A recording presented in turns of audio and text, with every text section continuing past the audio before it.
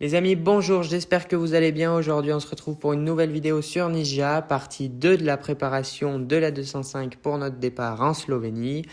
J'espère que cette vidéo vous plaira. Il y aura pas mal de contenu sur les portières puisque je vais toucher aux deux portières arrière. Et sur ce, bonne vidéo à vous. Allez.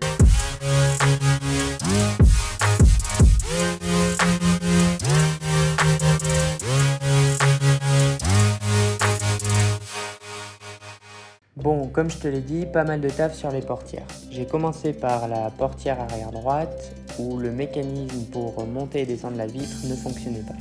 Il a fallu que je dépose l'intégralité de l'intérieur de la portière pour pouvoir voir ce qui n'allait pas et toucher à ce mécanisme. Je t'avoue, j'ai un peu galéré. Le joint intérieur de la vitre s'est enlevé assez facilement. Par contre, j'ai beaucoup plus galéré avec le plastique de la fermeture centralisée, comme tu peux le voir à l'écran. Après quelques minutes à galérer avec cet intérieur de porte et un peu d'aide, j'ai enfin pu accéder au mécanisme. La vitre était tout simplement sortie du mécanisme. Il a donc fallu que je désolidarise le mécanisme de la portière afin de repositionner la vitre à l'intérieur de ce dernier et de remonter le tout pour que tout fonctionne correctement.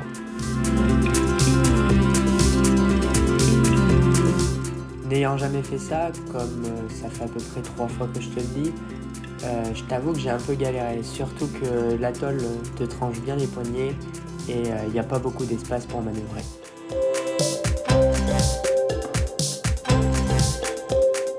Une fois le mécanisme en place, je peux te dire que les vis ont été vite resserrées. Dis, le temps était compté, je partais le lendemain en Slovénie.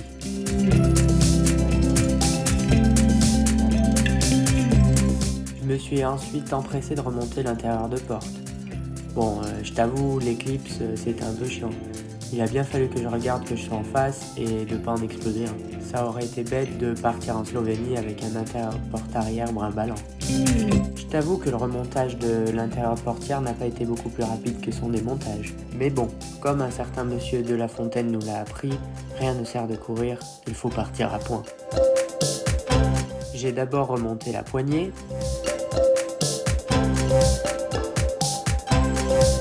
Enfin vint le temps du remontage du cendrier. Bah ouais, dans la 205, il y en a 3. Faudrait pas que les passagers à l'arrière soient en manque d'un cendrier. À cette époque, pas de jaloux. Un dans chacune des portières à l'arrière.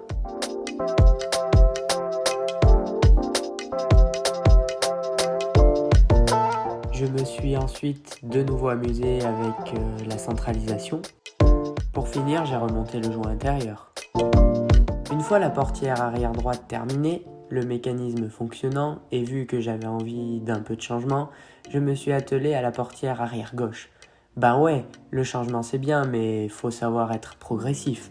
Et puis dans la vie, il faut savoir mettre en œuvre les nouvelles connaissances que tu as apprises.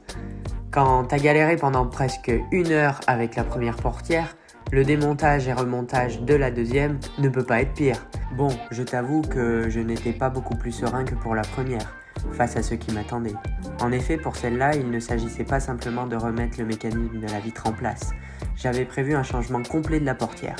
Étant bugné sur toute la longueur, j'en avais acheté une autre, trouvée sur le bon coin. Je n'allais pas être déçu de l'expérience, j'aurais mieux fait de recarrosser celle en place.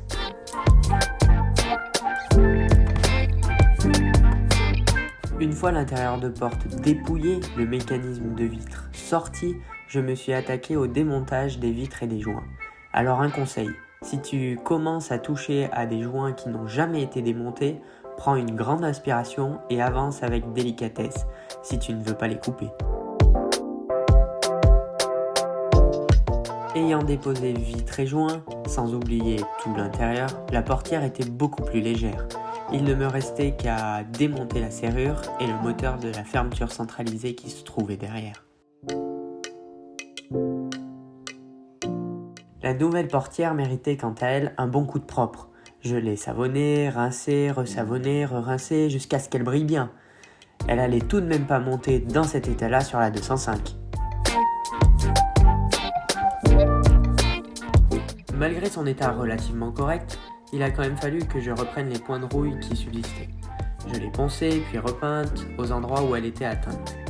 Même d'occasion, la 205 méritait une nouvelle portière correcte. fois cette nouvelle portière montée et acceptée par la 205, je suis passé au remontage de toutes les pièces dont j'avais eu le plaisir de démonter auparavant. Comme tu le vois, la mécanique est un éternel recommencement, dans lequel tu prends plaisir à démonter pour remonter par la suite.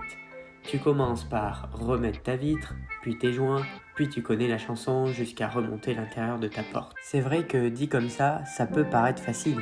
Et pourtant, je te laisse imaginer comment j'en ai chié pour remonter le moteur de la centralisation une fois tout le mécanisme à l'intérieur de la porte remonté.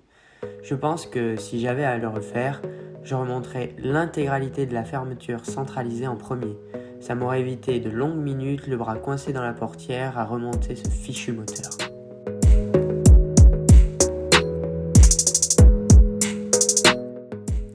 En parallèle de tout cela, j'ai monté les barres de toit.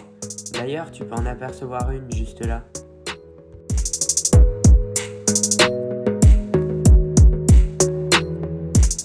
J'arrivais enfin au bout de cette portière. Plus qu'à remonter l'intérieur de porte et c'était fini.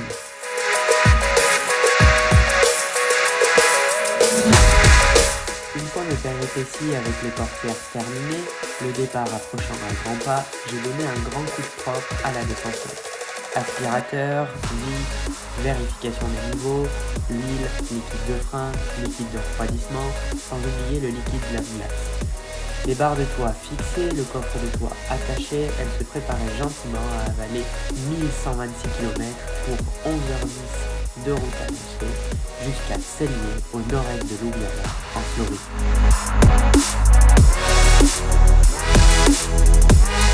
Je sais, tu dois sûrement te dire que je suis fou. Parcourir autant de kilomètres pour un petit séjour d'une semaine, ça n'en vaut pas la peine. Mais là-bas, nous attendait Mitra, un étudiant étranger que j'avais rencontré à l'école, trépignant d'impatience de nous faire découvrir son beau pays après avoir visité le nôtre. Je te donne rendez-vous la semaine prochaine pour l'épisode 1 de notre séjour en Slovénie, espérant que cette vidéo t'aura plu. Les paysages de la Slovénie t'attendent. N'hésite pas à lâcher un commentaire, à t'abonner à la chaîne et à venir nous rejoindre sur nos réseaux. À la semaine prochaine. Allez, ciao!